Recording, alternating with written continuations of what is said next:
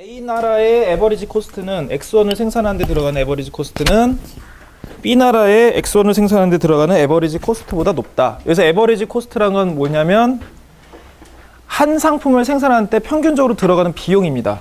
한 상품을 생산하는 데 들어가는 평균적인 비용이 낮은 거예요. 예를 들면 열대지방의 바나나 같은 경우는 그냥 심으면 나죠. 그러니까 비용이 낮을 거예요. 우리나라에서 재배하려고 하면 어떻게 하겠어요? 비닐하우스 지어서 높은 온도 만들고 그러고 키워야 되죠. 그러니까 당연히 난방비도 들고 연료비도 드니까 열대지방의 나라 바나나에 대한 에버리지 코스트는 온대지방의 바나나에 대한 에버리지 코스트보다 낮을 거예요. 그러니까 에버리지 코스트는 낮은 게 유리한 겁니다. 저비용에 생산할 수 있다. 이런 거죠. 그 다음에 B 나라는 반대로 X2 생산에 더 유리해요. 뭐 예를 들면 뭐가 있을까? 한국 같은 경우는 지금 비교 우위로 평가받는 게 반도체랑 자동차 같은 건데 그런 거 똑같은 품질의 자동차를 만드는 데 들어가는 평균적인 비용이 낮다는 거예요. 근데 사실은 예를 들어서 굉장히 생산성이 낮은 나라라 할지라도 굉장히 높은 퀄리티 자동차를 만들려고 맘만 먹으면 만들 수는 있겠죠. 다만 그렇게 하지 못한 이유는 만들긴 할 수 있는데 비용이 너무 많이 들어서예요. 예를 들어서 지금 우리나라 같은 경우 섬유 산업은 이제 비교 우위가 별로 없는 걸로 나와 있는데 왜냐하면 임금이 높아서거든요. 하지만 만들려고 마음을 먹으면 사실 되게 고품질의 의류를 만들 수는 있겠죠. 비용이 많이 들어서 문제지. 그러니까 지금 여기서 지금 문제 삼는 거는 퀄리티가 아니라 비용입니다. 코스트 구조. 그래서 X2의 생산에 더 유리한, 만약에 이런 상황이라면, 즉 두 나라가 각각의 절대 우위가 있는 상황이라면 문제는 아주 간단해요. 그냥 각각 바나나는 바나나를 생산하고 자동차는 자동차를 생산해서 서로 교역을 하면 됩니다. 문제는 한쪽이 모든 면에서 다 절대 우위 측면에서 열의가 있으면 어떻게 되냐는 거예요. 그렇다고 B는 가만히 있고 A가 전부 생산하는 건 말이 안 되잖아요. 그렇죠? 일단 가장 심플한 절대 우위가 있는 경우를 생산 가능 경계 모형으로 설명을 하자면 이런 식으로 설명할 수 있을 겁니다. 편의상 직선의 생산 가능 경계를 지금 그리고 있는데 실제로는 약간 이렇게 오목한 모양을 갖고 있는데 여기서는 문제를 좀 쉽게 풀기 위해서 직선으로 가정하고 있어요. 그래서 A라는 나라는 여기 있는 숫자는 의미 없으니까 무시하시고 A라는 나라는 집중을 해서 생산하면 X1을 더 많이 생산할 수 있다는 거예요. B라는 나라는 지금 저 X2를 더 많이 생산할 수 있죠. 집중했을 때. 왜냐하면 내가 갖고 있는 리소스는 동일한데 거기에다가 X1 생산에 올인했을 때 B라는 나라는 요만큼을 생산하는 거예요. X2는 저만큼을 생산하는 거죠.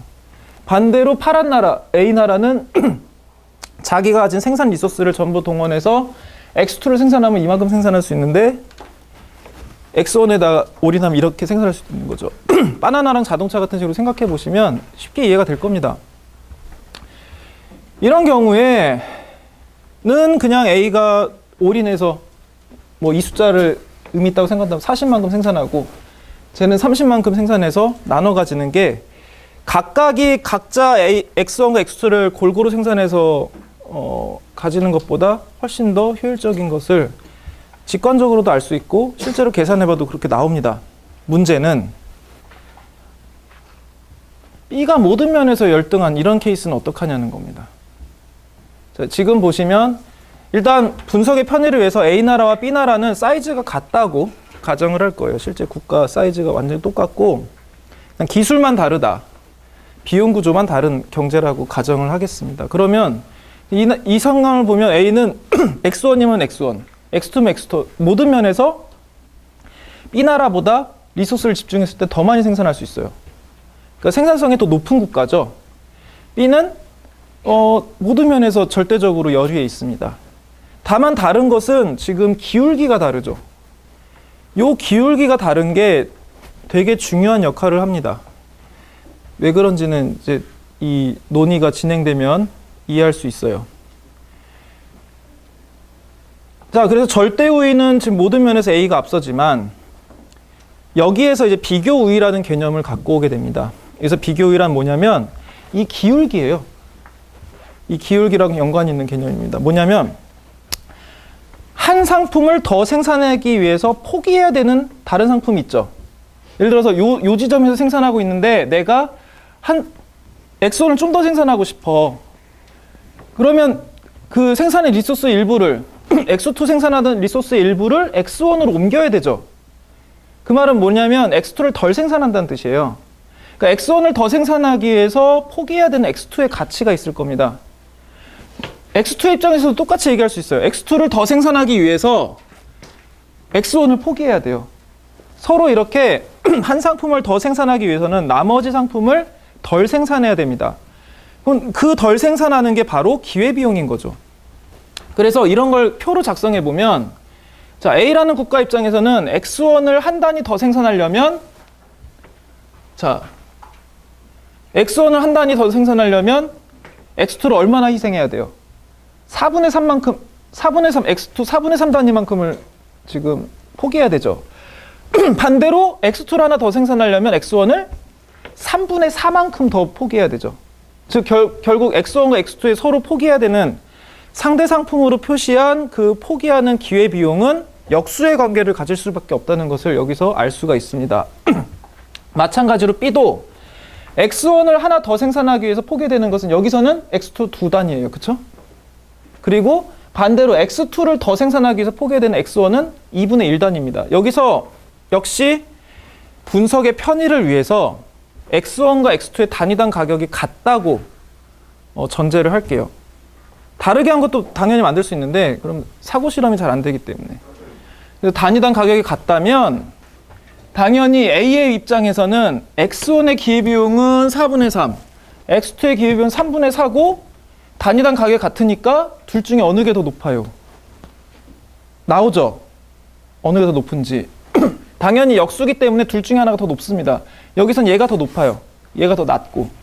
그 다음에 B의 입장에서는 X2는 두 단위, X1은 2분의 1 단위예요. 그런데 보시면 A 같은 경우는 X1의 비용이 더 낮죠. X1, X2 중에서. B는 X1, X2 중에서 이쪽의 기회비용이 더 낮아요. 그렇죠? 그래서 절대 우위는 A가 모든 측면에서 다 있지만 비교 우위의 측면에서는 A는 상대적으로 이쪽에 우위에 있고 이쪽이 우위에 있고 B 같은 경우는 X1의 우위가 있다 라고 이야기를 할 수가 있는 겁니다. 자, 그러면 여기가 하이라이트인데,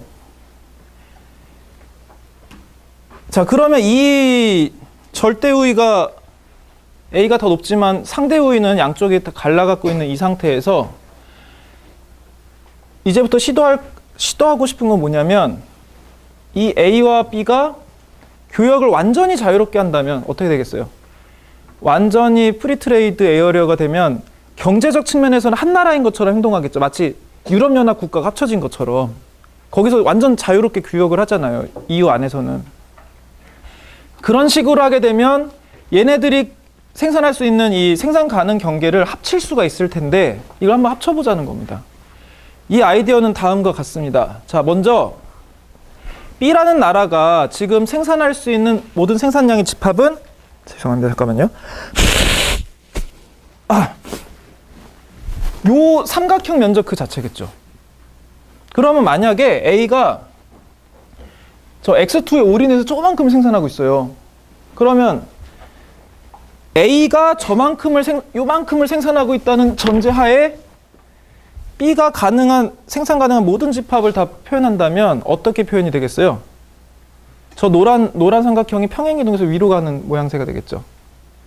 그러면 예를 들어서 A가 요만큼을 생산하고 있어 라고 하면 여기에 기반해서 B가 생산할 수 있는 모든 것의 집합은 요만큼이겠죠. 무슨 얘기인지 아시겠어요? 만약에 여기만큼 생산하게 된다면 A가 이만큼 생산하고 있다면 B는 여기 이만큼 생산한 거 플러스 이만큼을 생산할 수 있으니까 요런 삼각형이 그려질 거라는 거예요.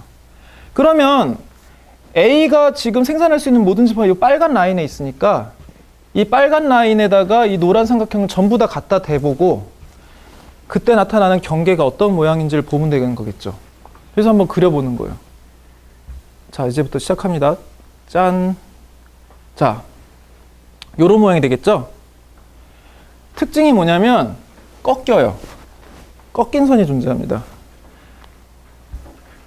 자, 그 다음에 이제부터 검토할 건 뭐냐면 이게 그러니까 교역을 하지 않고 각자가 최선을 다해서 자기들의 만족감을 극대화하는 그런 생산량을 선택했다면 그 생산량은 어디 있을까요? 자, 경제언론 1을 배우셨다면 이제 이게 뭔지 바로 이해가 되시겠지만 혹시나 먼저 경제언론 2를 들으시는 분들이 계실 가능성을 감안해서 말씀을 드리자면 요 까만 라인은 뭐냐면 얘네들의 이 국가 내 국가 단위 효용 같은 거라고 생각하시면 됩니다. 만족도. 그래서 어쨌든 극단적으로 소비하는 것보다는 골고루 소비하는 건 좋아할 테니까 이 중간쯤에 형성될 거라는 거예요. 이 생산량 중에서. 그래서 A나 B가 여기 IND-CV는 뭐냐면 인디퍼런스 커브, 무차별 곡선이라는 건데 이거 경제언론 1에서 배우는 개념입니다. 경제언론 1에서 배우는 것은 사실 개인 단위로 하지만 그걸 다 합쳐도 이런 모양이 나와요. 사실은. 그러니까 그렇고 그래서 얘네들이 교역을 하지 않고 독립적으로 폐쇄 경제로 산다면 X1과 X2 둘 다 골고루 필요할 테니까 이 중간 어느 지점에선가 생산량을 택해서 생산하면서 서로 나눠 가졌을 거라는 거예요. 국가 내에서. 그런데 만약에 이렇게 개별적으로 생산한 것도 더 하려면 더 할 수 있잖아요. 그래서 이 삼각형을 다시 한번 더 해보는 거예요.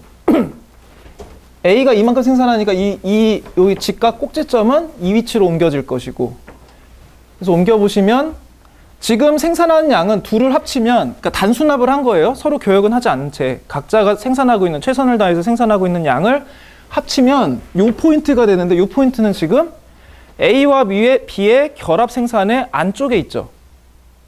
그러니까 두 나라가 잘 협력해서 자원을 잘 배분하면 각자 생산하는 것보다 훨씬 나은 상태로 갈 수 있다는 거예요. 그게 첫 번째 함이고요. 그 다음에 두 번째 함의는 사실 이 까만 라인, 즉 두 나라의 결합 PPF, 만약에 둘이 자유롭게 교역을 할 수 있다면 도달할 수 있는 모든 가능성의 집합이죠. 이 집합 상태에서 어느 생산량이 선택될 가망성이 가장 높냐는 겁니다. 사실 이런 지점이 선택되는 거는 이런 원점에서 봤을 때 볼록한 무차별 곡선이 요 생산 가능 경계랑 스쳐 지나가는 점이 선택될 가능성이 높거든요. 왜냐하면 이렇게 원점에서 볼록한 직선은 반대쪽으로 이렇게 돌출된 부분이 있을 때 만날 가능성이 높기 때문이죠.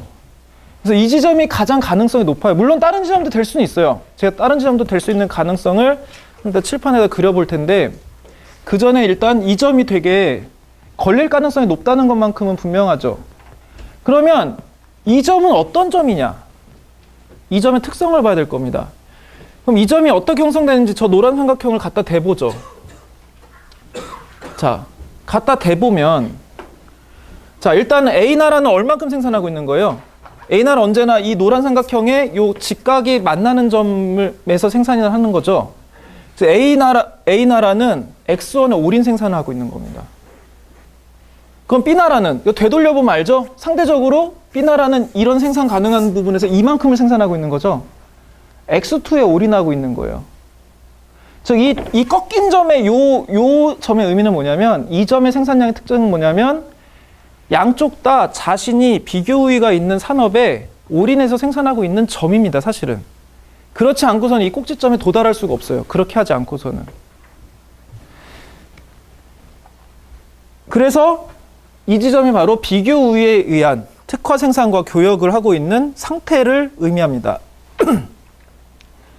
자, 그러면 비교 우위가 있다고 할지라도 저 꺾인 점에서 선택되지 않는 경우들이 있는데 사실은 비교 우위 설명할 때 이 부분을 많이 이제 간과할 수가 있어서 말씀드리자면 만약에 한쪽이 이런 PPF를 갖고 있어요. 그런데 다른 한쪽이 좀 심하게 그릴게요. 이런 PPF를 갖고 있다. 치면 둘을 더하면 어떻게 되겠어요? 이렇게 가다가 여기서 꺾이겠죠. 그러면 인디퍼런스 커브 같은 경우 이렇게 되면 이런 점에서 만날 거라는 거예요. 그럼 이때 삼각형을 다시 그려봐. 직각삼각형을. 자, 그러면 이게 A나라고 이게 B나라라면 A나라는 이만큼을 생산하고 있는 거죠, 지금. 즉 골고루 생산한 거예요. X와 X둘 둘 다. 그런데 B나라는 어때요? 대조해봤을 때 여기를 생산하고 있죠. B나라는 비교에 의해서 자신이 상대적으로 유리한 것에 올인해서 생산하지만 A라는 나라의 생산성이 너무 높거나 혹은 A라는 나라가 너무 크기 때문에 B라는 나라는 너무 작기 때문에 어떤 식으로도 이런 관계가 형성이 된다면 큰 쪽은 자신의 수요 일부를 자신이 생산해서 감당해야 됩니다. 하지만 여전히 작은 나라는 비교 우위를 하게 돼요. 그래서 교역을 할 때 상대적으로 작은 나라들이 있다면 그 나라들은 특정 산업에 특화되는 경향이 있습니다.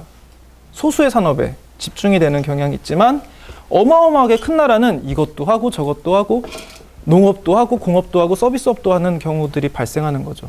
왜냐하면 자기 나라 사이즈가 너무 커서 타국의 생산량으로 감당이 안 될 수 있기 때문에. 근데 굉장히 큰 나라들이 이런 패턴을 보일 수 있는 거죠. 자, 그러면 이것을 이제 일반화해서 얘기를 하자면 결국은 아무리 생산성의 격차가 크다고 해도 비교 우위는 언제나 절대 우위와는 달리 언제나 존재할 수밖에 없기 때문에 존재한다면 교역을 하는 것이 유리합니다. 라는 결론에 도달할 수가 있어요. 그래서 이게 국제무역을 활성화하는 것이 맞다라는 그런 주장을 정당화하는 가장 기본적인 논리입니다. 그러면 이제 그 보호무역 이야기를 하기에 앞서서 이런 거 왜 발생할까? 비교우위는 도대체 왜 발생하는 걸까? 라는 이야기를 해볼 필요가 있겠죠. 그래서 비교우위의 발생 원인에 대해서 이야기를 해보도록 하겠습니다. 크게 세 가지입니다. 하나는 기후가 차이 나서, 아까 바나나 얘기가 거의 그거에 해당이 되죠. 그다음에 요소 부존의 차이 때문에 생산물마다 필요로 하는 그 생산 요소의 비중이 다르잖아요. 성격과 비중이 다른데 당연히 그 많이 들어가는 생산 요소가 풍부한 국가는 당연히 그러한 생산 요소로 만들어지는 상품에 대해서도 유리할 수밖에 없습니다. 그리고 기술 차이도 여기에 영향을 미칠 수가 있어요. 하나씩 살펴보면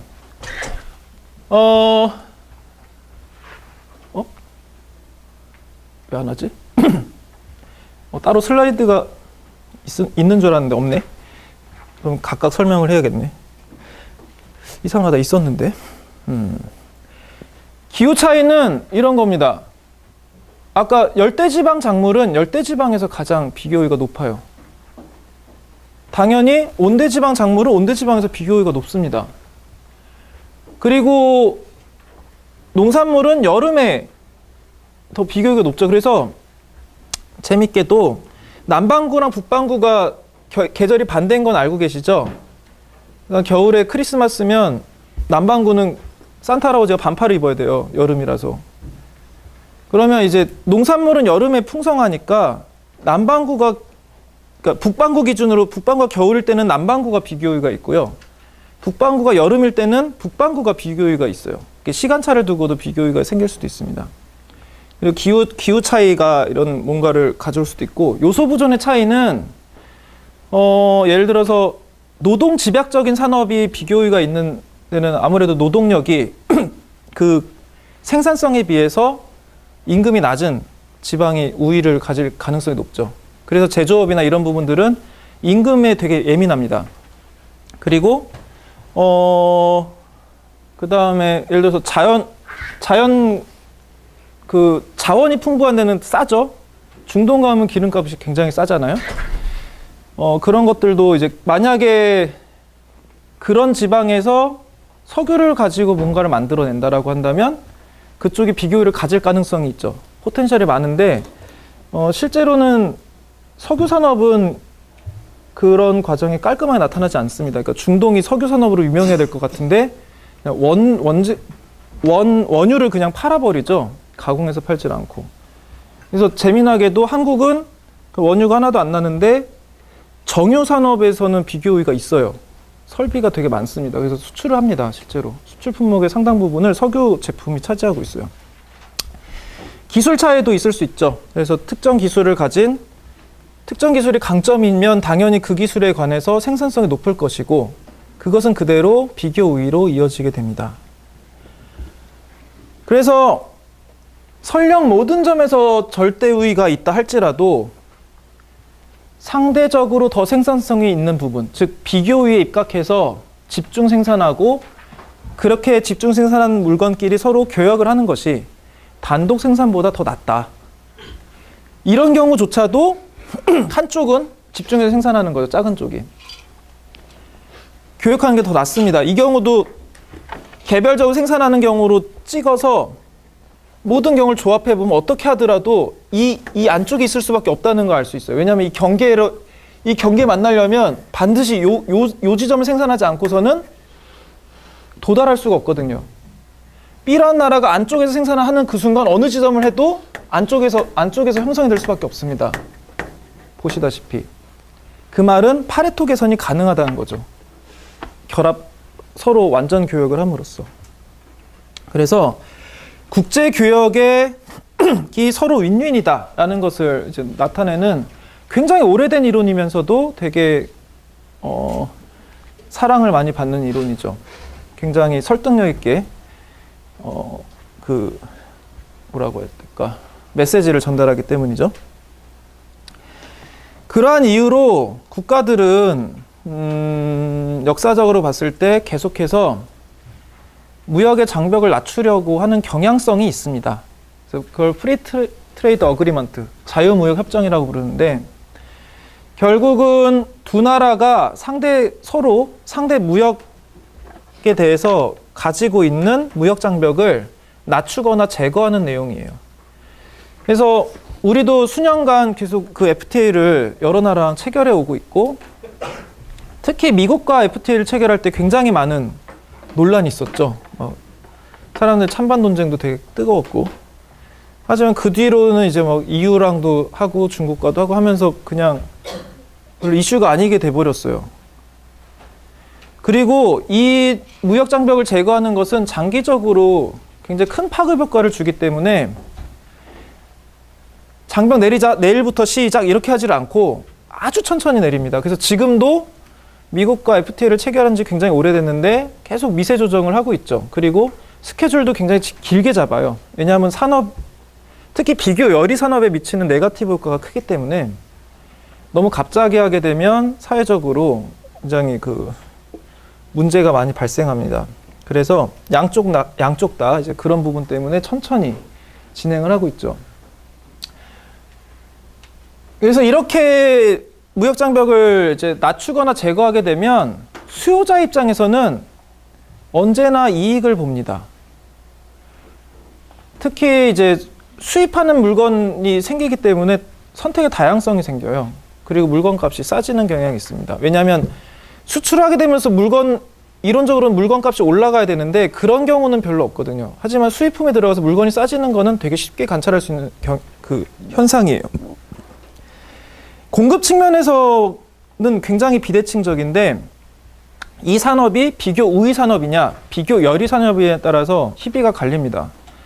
그래서 비교 우위 산업은 내가 산업에서 생산을 하고 있는데 디맨드 풀이 넓어지는 거예요. 지금까지는 국내 소비자들만 상대로 하고 있었는데 해외 소비자까지 상대를 하게 되니까 당연히 마켓이 넓어집니다. 수익성이 더 높아져요. 그래서 이익이 되지만 한국의 비교열이 산업은 수입이 증가하면서 가격도 다운되고 그래서 마켓 쉐어를 뺏기게 됩니다. 그렇게 되면서 그 시장이 축소되는 방향으로 가기 때문에 손해를 보게 돼요.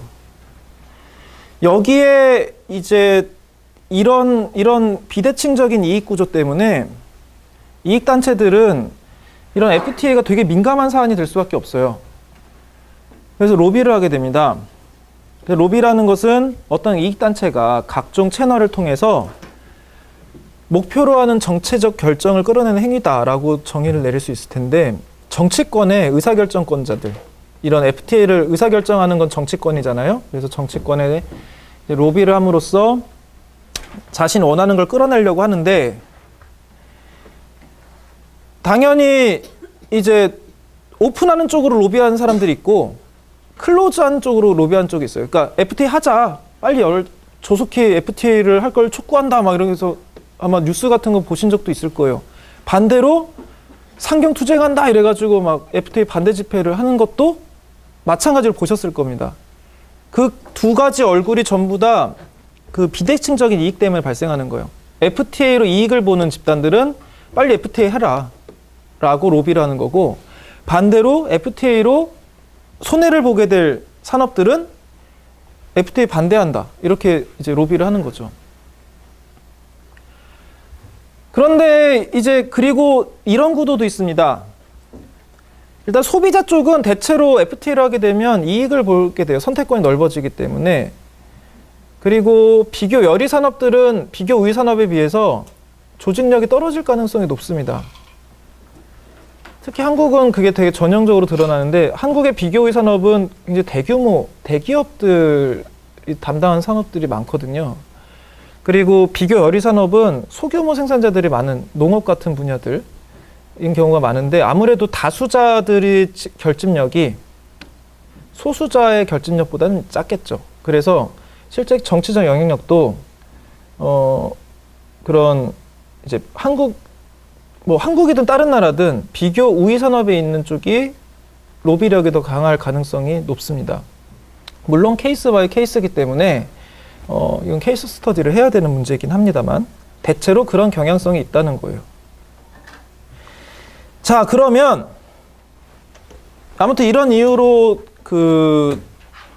이제 국제교역이 일어날 인센티브가 있고 실제로 국제교역을 하게 되고 있습니다. 그리고 한국도 그러한 국제교역에 대한 의존도가 수출입 GDP 대비 70% 정도가 되는 굉장히 중요한 큰 부분을 차지하고 있는 산업 파트라는 거죠. 파트라는 거죠. 그러면 이제 이걸 가지고 이제 이런 개방 경제가 도입됐을 때, 개방 경제를 고려했을 때 우리가 지금까지 배웠던 모형들의 어떤 차이가 야기되는지 이런 걸 이제 검토를 하도록 하겠습니다. 일단 문제를 단순화하기 위해서, 원래는 중앙은행들도 자기들끼리 막 거래하거든요. 뭐 환 스와핑 한다든가 뭐 이런 거 하는데, 이런 것들 다 무시하고, 그다음에 자본 흐름은 우리가 국내 경제에서 자본 흐름 할 때 그냥 대부자금 시장 꼴랑 하나만 있는 것처럼 단순화했죠. 여기서도 그 단순화를 유지할 겁니다. 그래서 모든 자본 흐름은 대출의 형태를 띠고 있다라고 단순화할 겁니다. 실제로는 다양한 금융상품을 통해서 이루어지고 있잖아요. 그걸 그냥 하나의 금융상품으로 통일했다고 생각을 하면 되겠습니다. 그리고 원래는 환율도 익스펙테이션에 강하게 반응해요. 근데 익스펙테이션에 반응하는 기대는 일단은 무시하겠습니다. 나중에 다룰 거예요. 그래서 일단 폐쇄 경제 때 대부시장 균형이자율이 어떻게 형성됐나를 먼저 봅시다. 대부자금 시장, 가로축은 대부자금의 양이었고 세로축은 이자율이었어요. 그리고 대부자금 시장의 수요는 기업이 수요자였고, 기업은 이자율이 높을수록 수요량이 적어지고 이자율이 낮을수록 수요량이 많아졌죠. 여기 있는 12, 4 이런 숫자는 그냥 무시하세요. 제가 나중에 별로 쓰지 않는 숫자입니다. 다른 교과서에서 가져오면서 카피하면서 이게 붙어 나왔어요. 무시하시면 됩니다. 어떤 학생이 물어보셔가지고 이 숫자 뭐냐고 답변을 드린 거예요. 아무튼 그리고 공급자는 저축자들이죠. 우린 여기서 저축자들을 이제 가계 부문이 저축하는 걸로 했습니다. 그래서 가계 부분은 당연히 이자율이 높아질수록 저축하고 싶은 인센티브가 많아지니까 더 많이 저축하게 되겠죠. 그래서 우상향하는 모양이 되고, 이 시장에서 이런 저축자들과 이제 그 기업들이 만나서, 자금의 수요자들이 만나서 대부자금의 양과 그때 균형 이자율이 형성이 됩니다. 그리고 아울러 우리는 지지난 시간을 통해서 이런 균형 이자율의 형성은 장기적으로 자연 이자율로 수렴한다라는 것을 말씀을 드렸죠. 가격 변화라는 채널을 통해서. 그래서 중앙은행이 아무리 단기적으로 이자율을 바꿀 수 있다 할지라도 장기적으로는 근원적으로 그 이자율을 바꿀 수는 없다. 그리고 그런 근원적으로 바꿀 수 없는 이자율은 경제 시스템에 의해서 결정되는 것으로 중앙은행이 마음대로 할 수 있는 게 아닌 거죠. 그것을 자연 이자율이라고 불렀습니다. 그래서 이자율에도 포텐셜 아웃풋과 비슷한 개념이 있는 거예요. 실업률도 그랬죠. 그래서 개방 경제에서는 근데 이제 이 과정을 완화해서 이제 폐쇄 경제가 아니야, 이제는. 자본의 이동이 자유로워. 그러면 당연히 나는 이제 국내 펀드만 생각하는 게 아니라 국내 시장에 대출하는 것만 생각하는 게 아니라 내 저축자는 해외 펀드도 고려하게 되는 거죠. 해외 자금 시장도. 그리고 만약에 우리나라가 뭐 4%야. 그런데 뭐 외국이 리스크도 거의 똑같은데 뭐 한 12%를 준다라고 한다면 당연히 해외로 가겠죠, 자금이. 그래서 이자율이 낮은 국가에서는 저축자들이 높은 나라에다 투자를 하려고 하는 성향이 강하게 나타납니다.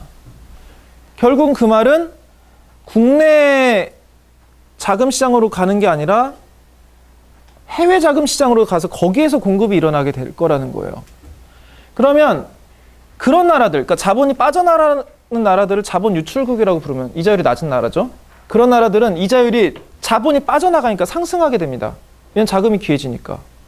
반면 자본이 유입된 나라, 그러니까 원래 이자율이 높아서 자꾸 해외에서 자금이 들어온 나라들은 자금이 풍부해지니까 이자율이 낮아질 거예요. 그렇죠? 자, 이걸 그래프로 한번 보자는 겁니다. 만약에 두 나라가 있어. A라는 B 나라가 있어요. 그래서 A 나라는 이자율이 낮아요. 그래서 대부자금 시장에 균형 이자율이 4% 형성되어 있습니다. B라는 나라는 이자율이 높아요. B라는 나라는 그래서 균형 이자율이 12% 형성되어 있어요. 그리고 원래는 폐쇄 상태였어요. 서로 자본이 이동할 수 없는 상태였는데 만약에 이런 상태에서 자본의 흐름이 가능하게 된다면 자, 어떤 일이 일어나겠습니까? A나라의 자금이 B나라로 가겠죠. 그러면 A나라의 공급과 수요 곡선 중에 어느 게 영향을 받겠어요? 공급 곡선이 영향을 받습니다. 그렇죠?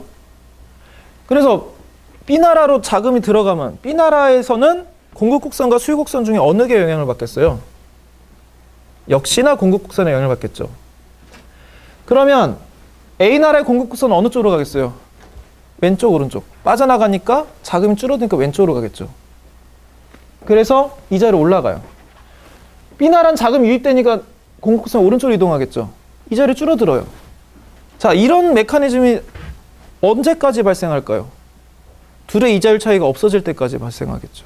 그래서 이거를 그래프로 그리면 이렇게 되는 겁니다. A는 왼쪽으로 이동하고 B는 오른쪽으로 이동하는데 언제까지? 둘의 이자율이 같아질 때까지. 그래서 이자율은 평준화되는 경향이 생긴다 라는 겁니다. 수요 곡선은 움직이지 않아요. 왜냐하면 그 기업 그 내부의 이자율에 대한 태도가 바뀔 적은 없잖아요. 그렇죠? 그런데 그러면 애초에 왜 A나라는 4%였고 B나라는 12%였을까? 실제로 보면 국가마다 이자율이 다르죠. 왜 이런 일이 발생할까? 근데 이게 실제로 관찰된 일입니다. 예를 들면 우리나라의 러시앤 캐시나 뭐 사나모니 이런 원래 없었어요. 그런 게 없었는데 십몇 년 전부터 갑자기 들어와서 광고도 많이 하고 외국계 자금이거든요. 일본계 자금인 걸로 알고 있습니다. 일본의 이자율이 90년대 경제위기 때문에 굉장히 낮은 수준이 됐거든요. 그래서 일본은 저이자율인 거예요. 이자율이 낮은 상태이고 한국은 상대적으로 고이자율이니까 이쪽에 와서 대출 사업을 벌이는 거죠. 반대로 한국도 이자율이 일본에 비해서 높지만 한국보다 이자율이 더 높은 나라들이 있어요. 예를 들면 신흥국들, 브릭스 이런 나라들은 이자율이 훨씬 높거든요. 그러니까 가끔 광고에서 뭐 해외 펀드 어쩌고 저쩌고 하잖아요. 뭐 인도 펀드가 좋다던데 이런 얘기 경제 프로에서 나오고 그쪽이 이자율이 높은 거예요. 근데 이제 단순 비교를 하기는 어려운 점은 있긴 합니다. 그러니까 이자율이 높다는 것은 사실은 두 가지 시그널이거든요. 하나는 굿 시그널, 그러니까 얘네들이 포텐셜이 높아서 높은 거야 라는 시그널이 있는데 사실은 배드 시그널도 하나 있습니다. 리스크가 높아서 프리미엄이 붙은 것일 수 있어요. 근데 우리는 지금 리스크 프리미엄을 전혀 안 했기 때문에 그 부분을 얘기 안 한 겁니다. 아무튼 그래서 이자율 격차는 일단 수요층 영향이 있다. 그러니까 기업이 되게 활발한 거예요. 신흥국들은 기업들의 성장률이 되게 높죠. 그러니까 자금이 굉장히 절실해요. 수요가 높다, 그러니까 활발하다는 건 뭐예요? 지금 이 기업들이 그 빠르게 성장하고 있는 국가의 기업들은 말 그대로 수익성이 높은 거예요. 그러니까 자금을 더 많이 확보해서 더 많이 생산하고 싶어. 그럼 더 많이 벌 수 있어. 그러니까 높은 이자율을 감당할 수 있는 상태인 게 평균적인 상태인 거예요. 그러니까 고성장 경제의 자금 수요가 더 높은 경향이 있고 그것이 이제 대부자금 수요 측의 수요 곡선이 더 그 이자율이 높은 데서 형성되게 만드는 원인이 되는 거고 공급 측의 입장에서는 국가의 저축량이 문제가 됩니다. 그래서 저축이 많은 국가는 자금이 풍부한 거고 저축이 적은 나라는 자금이 이제 부족한 거죠. 그래서 일본과 한국으로 얘기를 하면 일본이 이제 고성장을 굉장히 오랫동안 했기 때문에 자금이 굉장히 자금 사정이 되게 좋아요. 좋은 상황인데 이자율이 낮으니까 이제 상대적으로 고성장 경제인 한국 쪽에 이제 대부 사업을 하게 되는 거죠. 결국 그러면 일본의 자금이 한국으로 유입이 되게 되는 겁니다. 마찬가지로 상대적인 거예요. 이 모든 건 상대적이기 때문에 더 이제 자금 수요가 높은 신흥국들로 한국의 자금들이 가기도 하는 거죠. 그래서 자금 저축률이 높고 이자율이 낮은 나라들은 어떤 특성을 가지겠어요? 일본과 유사한 특성을 가집니다. 그래서 유럽 국가도 마찬가지고 미국도 비슷한 측면이 있는 거죠. 그래서 이미 이것도 이제 수렴 현상과도 연관지어서 생각할 수 있죠. 이미 고성장을 완료한 경제들은 성장률이 낮은 경향이 있습니다. 이거는 확실하게 관찰되는 성향이에요. 그렇게 되면 이미 성장하면서 축적되는 그런 자원들이 있을 것이고 그런 자원들이 당장의 자국 내 이자율보다는 해외 이자율이 훨씬 더 매력적이니까 해외로 가게 되는 거죠. 그래서 그런 1세계 국가의 자금들이 신흥국의 자금으로 흘려 들어간 경우들이 많습니다. 그래서 한국 같은 경우도 고성장하던 시기에는 해외 자금들이 많이 들어온 상태였던 거죠. 자, 이 다음에 얘기할 거는 환율입니다. 사실 그 개방 경제를 얘기하면 환율을 빼고 얘기할 수가 없는데 지금부터 환율 얘기를 좀 해볼게요. 환율은 익스체인지 레이트의 직역입니다. 그쵸? 익스체인지가 교환한다는 뜻이니까 그 환이 교환할 환자고 율은 비율의 율자니까 레이트의 율이고 무엇을 교환하냐면 각 국가마다 발행되는 그 서로 다른 화폐들을 교환하는 비율입니다. 그래서 보통 일반적으로 수식어 없이 환율이라고 이야기를 하면 외국 화폐 한 단위를 받기 위해서 내 자국 통화를 얼마를 내야 되냐는 식으로 기술을 해요. 그러니까 달러 환율이다라고 하면 1달러를 교환하기 위해서 우리나라 돈 얼마를 내야 되냐는 겁니다. 지금 현재 환율이 1,100원에서 1,200원 사이에 있을 거예요. 그러면 1달러당 원화는 달러를 분모에 두고 원화가 분자해가는 환율입니다. 1,100인 거죠. 1,100원 퍼 달러가 되는 거죠. 1달러당 1,100원. 그러면 환율이 상승했다. 만약에 여러분들이 기사에서 환율 상승했다라는 기사를 보게 되면 하면서 어떻게 생각해야 되냐면 1달러를 받기 위해서 내가 지불해야 되는 원화의 크기가 커졌구나. 그러니까 원래 1,100원에 했었는데 1,200원으로 올랐습니다. 이렇게 하면 이제는 1달러를 바꾸려면 1,200원을 내야 되는구나 라고 생각을 하시면 돼요. 자, 이게 무슨 뜻일까요? 달러 대비 원화의 가치가 떨어졌다는 뜻이죠. 왜냐하면 이전에는 1달러를 1,100원이면 살 수 있었는데 1,200원을 내야 되잖아요. 달러에 비해서는 원화의 가치가 하락한 거죠. 근데 이건 상대적인 하락입니다. 원화의 절대적 가치가 그대로인데 달러화가 귀해져서 나타날 수도 있고 이것은 원화가 말 그대로 원화의 가치가 하락해서 환율이 상승했을 수도 있어요. 주의하실 건 뭐냐면 환율이 상승했다는 그 나라의 가치가, 그 나라 화폐 가치가 떨어졌다는, 그러니까 반대 방향으로 기술된다는 점에 유의하셔야 되는데, 이게 엄청난 헷갈림을 유발하는 게 국가마다 달라요, 기준이.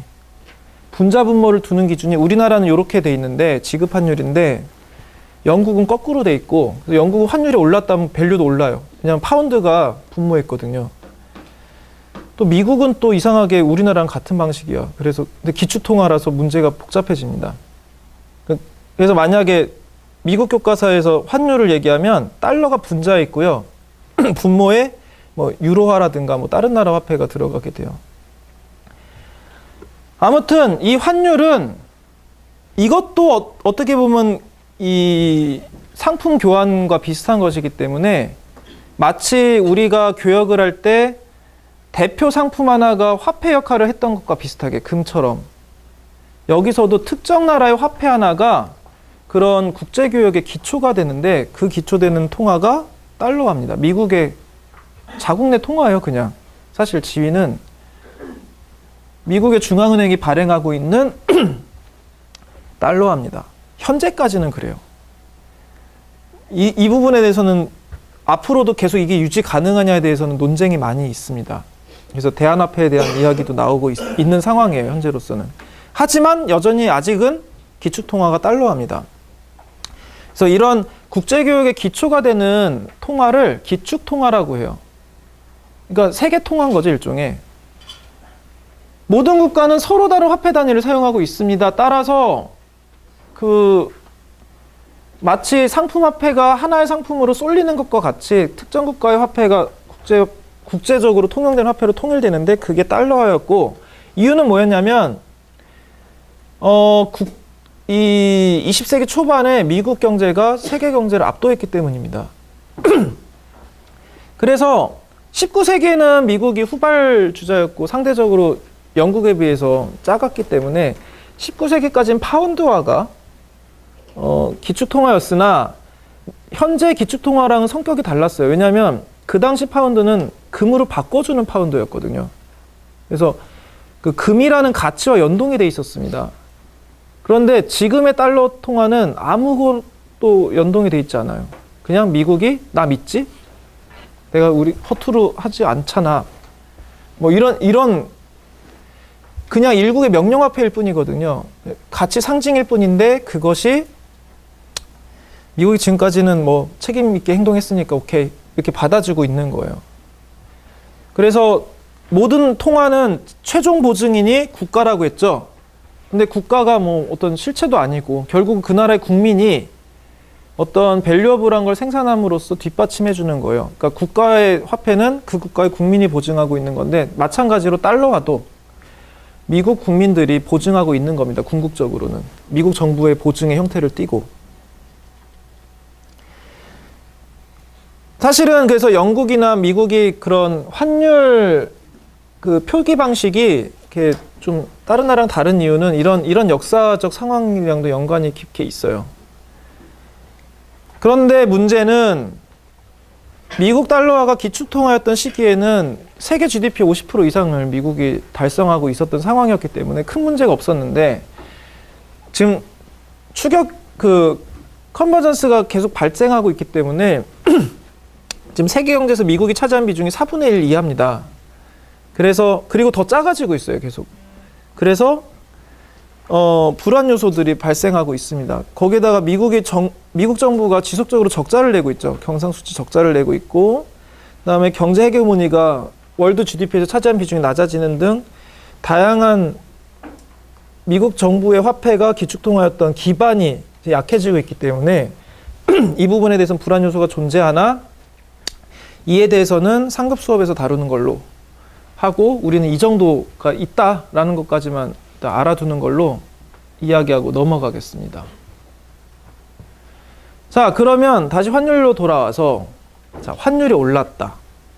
자, 좀 극단적인 사고 실험을 해봅시다. 원화 환율이 1,000원이었는데 2,000원이 됐다. 라고 하면 미국에서는 미국의 입장에서 보기에 미국 사람의 입장에서 보기에는 한국 원화를 사고 싶다라고 했을 때 원화가 되게 싸게 보이겠죠. 반값으로 할인된 것처럼 보일 겁니다. 왜냐하면 내가 1달러를 가지고 예전에는 1,000원으로 바꿔줬었는데 이제는 2,000원으로 바꿔주니까. 한국의 입장에서 봤을 때는 미국 달러가 비싸진 것처럼 보이겠죠.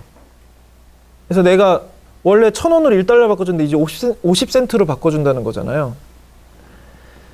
자, 이런 상황이 발생할 수 있는 케이스는 크게 세 가지로 나눌 수 있어요. 하나는 미국 상태는 그대로 있는데 한국이 뭔가 문제가 생겨서 한국의 화폐 가치가 떨어졌기 때문에 발생할 수 있습니다. 이 상황이 해당되는 게 언제냐면 97년 외환위기. 한국이 디폴트가 날 수 있는 상황이 되었을 때 한국 원화 가치가 뚝 떨어졌었어요. 반대로 미국 화폐 가치가 상승했기 때문에 그렇게 됐을 수도 있어요. 한국은 그대로인데, 자, 이런 경우에 해당되는 상황이 언제냐면 2008년 크라이시스입니다. 역설적이게도 미국의 금융위기가 발생했을 때 미국 화폐로 결제해야 되는 것들이 전부 다 이제 그 화폐를 필요로 했기 때문에 신용이 경색되니까 화폐 요구량이 높아지면서 달러의 가치가 올라갔어요. 그래서 이 당시에 이제 또 환율이 상승했습니다.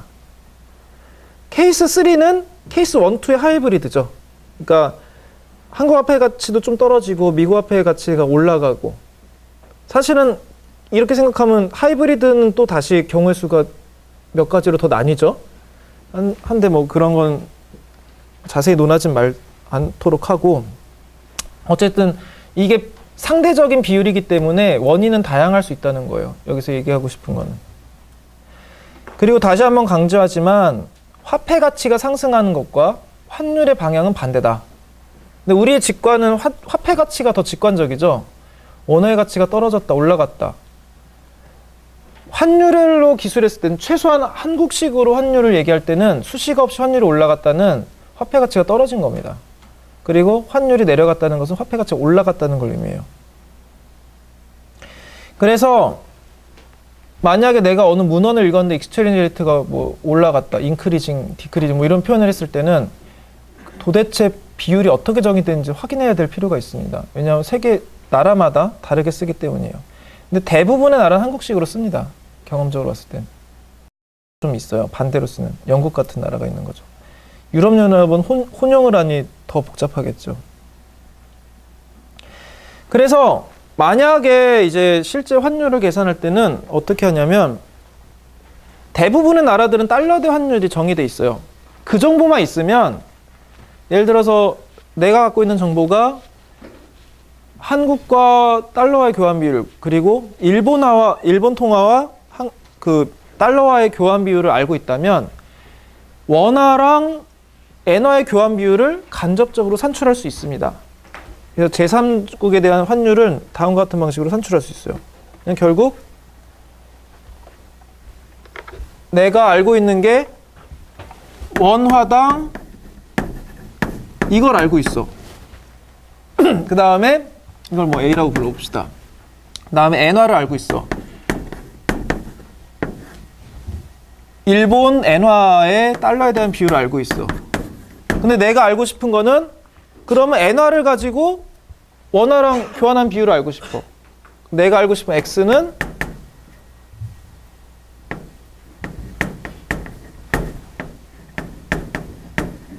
자, 이건 어떻게 하면 되겠어요? B분의 A로 하면 나오죠. 그러니까 엔화의 달러 교환 비율과 A의 달러 교환 비율을 하게 되면 둘 다 1달러에 대한 교환 비율이기 때문에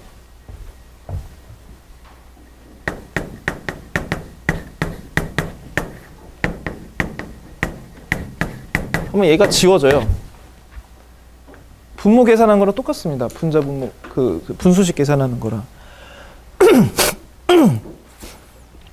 이렇게 해서 계산할 수 있다. 그래서 여기 차트 보시면 지금 각각 있는 저 두 개의 정보를 가지고 그냥 나눴죠. 다만 여기 이제 좀 복잡해지는 거는 사실은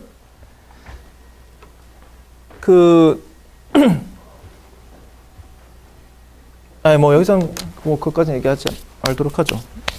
뭐냐면 그냥 말로만 하자면 한국 돈은 단위수가 너무 많아서 1,000원을 기본 단위로 써요. 그리고 일본화도 자릿수가 한국만큼은 아니지만 많은 편이라서 100엔을 기본 단위로 씁니다. 그래서 그 조정은 좀 해줘야 되긴 하는데 그래서 100엔을 사는데 한국도 얼마가 드냐 이런 식으로 이제 나중에 기술이 돼요. 달러는 단위수가 적당해서 1달러를 바꾼데 얼마가 드느냐로 하는데 그래서 화폐마다 단위수가 좀 다른 편이라서 적당한 숫자가 과다하게 들어가지 않는 자릿수가 관습적으로 정해져 있습니다. 그래서 이제 그러면 환율이 왜 이렇게 정의된 이 환율은 왜 변할까? 그리고 환율에 대해서 국가가 개입할 수 있는 게 있느냐? 그리고 거시정책과 환율이 결합되면 어떤 일이 일어나는가를 이제 이어서 살펴보도록 하겠습니다.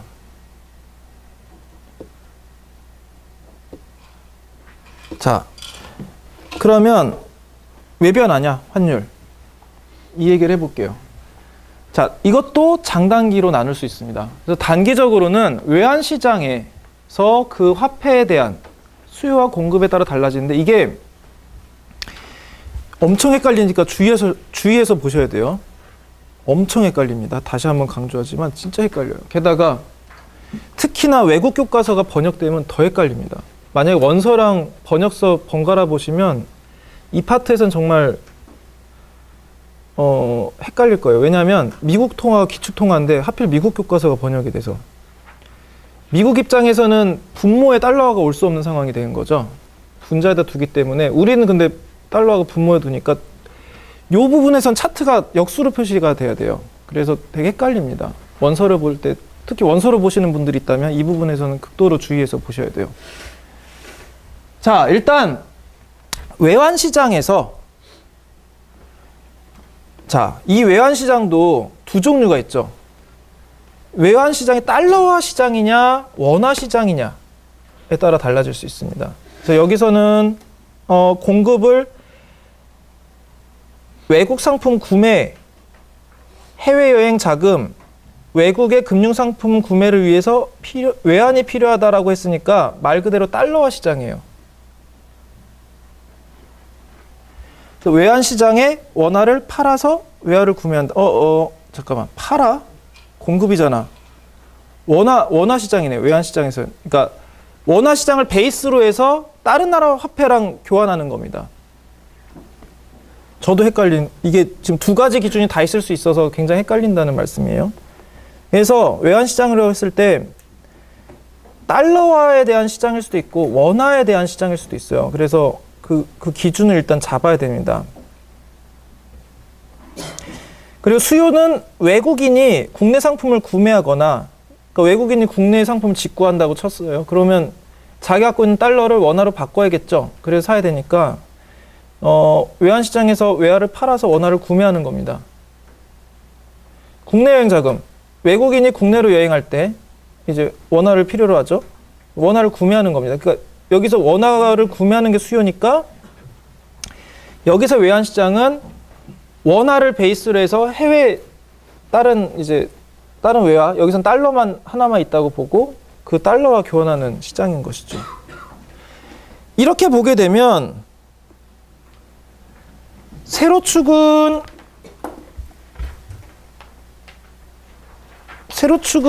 원화의 가치가 돼야 될 거 아니에요. 그러니까 위로 갈수록 원화의 가치가 높아지는 방향으로 가야 되니까 환율의 역수로 표시해야 됩니다. 왜냐하면 환율은 가치랑 반대 방향으로 움직인다고 했잖아요. 따라서 원래 우리 환율은 USD가 그러니까 달러화가 분모에 들어가고 원화가 분자에 들어가야 되는데 지금은 세로축에 원화의 가치가 이제 중심이 돼야 되니까 위로 갈수록 높아지는 값, 즉 환율의 역수가 여기서는 들어가게 되고요. 가로축은 자국 통화의 양이 됩니다. 만약에 외환시장을 달러 기준으로 표현하게 되면 달러 가치니까 이번에는 세로축이 환율이 되고요. 그냥 환율의 역수가 아닌 가로축이 달러의 양이 되겠죠. 근데 어느 쪽이든 현상을 표현할 수가 있거든요. 그래서 지금은 원화 기준으로 좀 통일해서 이야기를 할 겁니다. 자, 이 외환시장은 이제 국내와 국외의 경제 주체들이 결합해서 참가하고 있어요. 디맨드 사이드에서는 여기서 디맨드는 원화를 디맨드하는 거죠. 원화의 수요니까 만약에 원화 가치가 상승한다면 한국의 생산물은 미국 생산물에 비해서 비싸지게 보이겠죠. 그러니까 원화 가치가 상승한다는 건 예를 들어서 1달러가 1,000원에 거래되는 게 1달러가 500원에 거래되는 그런 상황인 거잖아요. 그러면 미국의 입장에서는 한국 상품이 비싸진 거죠. 그러니까 구매를 덜 할 겁니다. 원래 내가 2달러면 이걸 살 수 있었는데 이제 4달러를 내야 돼. 이런 상황이 되는 거죠. 한국의 입장에서는 외국 상품이 싸게 보여요. 미국 상품은 원래 내가 5,000원에 살 수 있었는데 이제 2,500원에 살 수 있다. 이런 식으로 보이는 거죠. 와, 싸다. 빨리 사자. 환율이 이런 상황일 때 사야지. 이 말은 뭐냐면 한국의 입장에서는 수입이 증가하고 미국의 입장에서는 이제 수입이 감소하는 걸 한국을 주어로 표현하면 수출이 감소하는 거죠. 그래서 경상수지인 익스포트 빼기 IM에서 수출은 줄고 수입은 늘어난다는 거죠. 그럼 전체는 어떻게 되겠어요? 많이 떨어지죠. 포지티브 텀은 떨어지고 네거티브 텀은 올라가니까 전체적으로는 떨어지게 됩니다. 즉 경상수지가 낮아집니다. 네거티브 방향으로 일어나게 돼요.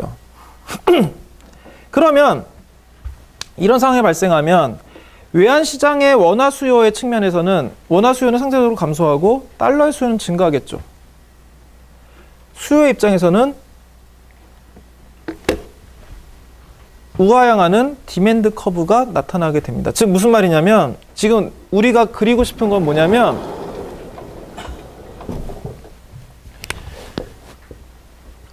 여기 원화의 가치가 있어요. 익스체인지 레이트 분의 1. 그러니까 달러 분의 원화의 가치인 거죠. 밸류 오브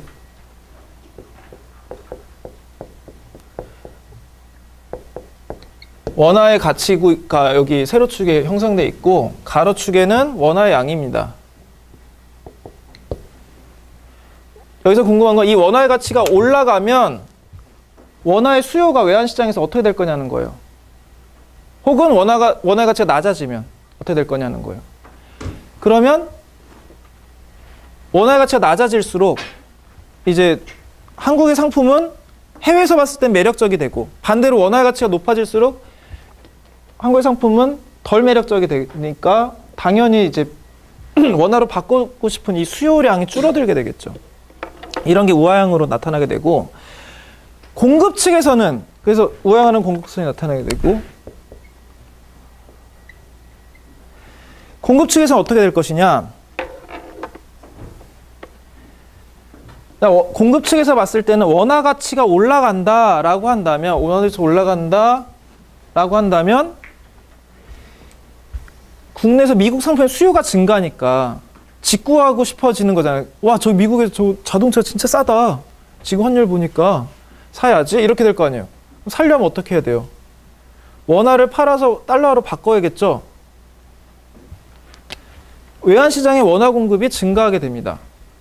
왜냐하면 직구를 위해서 필요한 뭐 이런 것들이 증가하는 등 아무튼 여러 가지 측면에서 미국 상품의 구매를 하려는 욕구가 많아질 테니까 그런 것들이 외환시장에서는 달러와 공급으로 원화를 팔아서 달러를 바꾸고 싶어지는 거니까. 그래서 이걸 감안하면 서플라이 커브는 우상향하는 쪽으로 이야기를 할 수 있습니다. 그래서 종합하면 외환시장에서는 원화의 공급은 결국 이 외환시장에서 원화를 팔려고 하는 쪽에서 한 측의 입장이 되는 거고 원화의 수요는 이 외환시장에서 원화의 수요는 원화를 사려고 하는 사람들 사서 뭔가 이제 한국 국내에서 뭔가 하려는 거겠죠. 반대로 원화의 공급은 원화를 팔아서 외환으로 바꿔서 외국에 대해서 뭔가 하려고 하는 걸 거고 그래서 이걸 종합하면 결국 수요 공급에서 균형 환율이 형성되게 됩니다. 그래서 만약에 이것도 우리가 앞에서 했던 것과 같이 만약에 원화의 수요가 어떤 이유로 증가했다. 뭐 한국에서 뭐 월드컵이 있었다. 이래가지고 많은 나라들이 여기 들어와서 그 여행객이 많아질 거 아니에요? 수요가 많아졌다라고 하면 디맨드 커브가 오른쪽으로 이동하는 거죠. 그래서 균형 환율은 높아지고 환율은 낮아지는 거죠. 왜냐하면 원화 가치가 올라가는 거니까. 그리고 거래량도 많아지게 됩니다.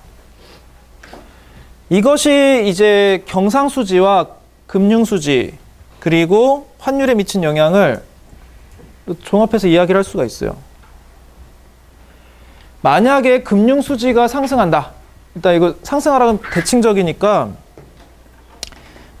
한쪽만 가지고 이야기를 하면 나머지 한쪽으로는 반대 방향으로 똑같이 이야기를 할 수 있죠. 여기 대괄호로 표시를 했습니다.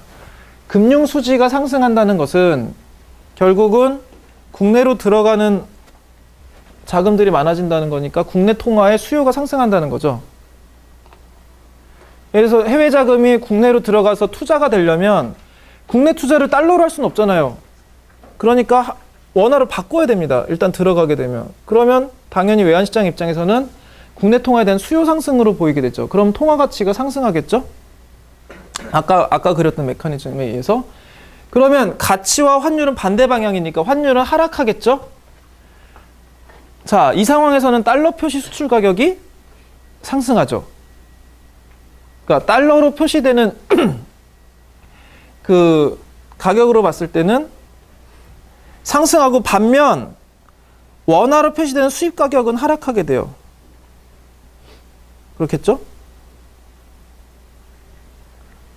그럼 당연히 수출 가격은 상승하니까 비싸게 보이고 외국에서 봤을 때 한국 물건은 비싸게 보이니까 수입을 할 유인이 줄어들고 그러니까 한국 입장에서 수출할 수 있는 물량이 줄어들게 되고 익스포트가 감소하게 되고 우리나라 임포트 측면에서는 외국 물건이 싸게 보이니까 수입이 늘어날 겁니다. 결국 그걸 종합하면 경상수지 X-빼기 IM은 줄어들게 되는 거죠. 그래서 금융수지가 상승하면 보세요. 시작 부분은 금융이 상승이었죠. 경상수지 하락으로 이어졌죠. 근데 우리는 알고 있죠. 금융수지 FA와 경상수지 CA의 합은 제로다. 여기서도 이 관계를 확인할 수가 있는 겁니다. 그리고 이런 금융수지 변화가 경상수지의 반대 방향의 변화로 나타나는 이 메커니즘을 매개하는 중간 고리에 환율이 존재한다는 거예요. 금융수지가 올라가면 경상수지는 떨어진다. 물론 그 반대 방향에서 반대 작용이 나타납니다. 그래서 여기 이제 미국과 유럽의 균형 환율에 대한 논의가 나오고 있는데 일단 위에 있는 로우는 뭐냐면 유럽 쪽에서 EU에서 미국 달러를 사는 거예요. 요인이 두 개죠. 하나는 미국의 상품과 서비스를 사기 위해서 뭐 애플 컴퓨터라든가 뭐 이런 거 사려고 뭐 제너럴 모터스 물건을 사려고 하는 게 1이고 그다음에 미국의 금융자산을 사기 위해서도 필요하죠. 1이 필요해요. 그래서 전체적으로 그 유럽연합이 지금 필요로 하는 달러 수요량은 2입니다. 2트릴리온이에요. 그리고 미국에서 반대로 이제 미국 달러 팔아서 유로화로 바꾸고 싶은 게 있겠죠. 그 측면에서 보면 유럽의 상품과 서비스를 사기 위한 게 1.5. 그리고 유럽의 금융자산을 사기 위해서 필요한 게 0.5인 거예요. 이렇게 보면 세로 칼럼으로 더하면 이쪽이 경상수지고 이쪽이 금융수지죠. 경상수지는 마이너스 0.5 만큼 지금 적자를 보고 있는 거고 미국의 입장에서 봤을 때 이쪽에서는 파이낸셜 어카운트에서는 0.5의 흑자를 보고 있는 겁니다. 자금이 유입되고 있는 거죠. 유럽으로부터. 이렇게 해서 균형이 형성돼 있다. 그래서 둘 다 그러니까 위쪽은 달러의 수요고 아래쪽은 달러의 공급인 거죠. 수요와 공급이 일치하면서 그 상태에서는 지금 CA 더하기 FA가 제로가 되는 상태가 된다는 것을 여기서 확인할 수가 있는 겁니다. 근데 이렇게 될 수밖에 없는 게 유럽이 달러화를 쓰지 않으니까 만약에 달러가 남아 돌면 이걸 이제 재테크를 해야 되는 거죠. 미국으로 갈 수밖에 없죠. 왜냐하면 미국 말고 딴 나라에 투자할 수 없잖아요. 한국에 달러화를 투자해서 뭐 할 수 있는 건 아니니까. 그럼 어차피 그쪽에서도 다시 달러와 원화를 바꿔가면서 가서 결국은 미국으로 돌아가게 됩니다. 남는 달러는.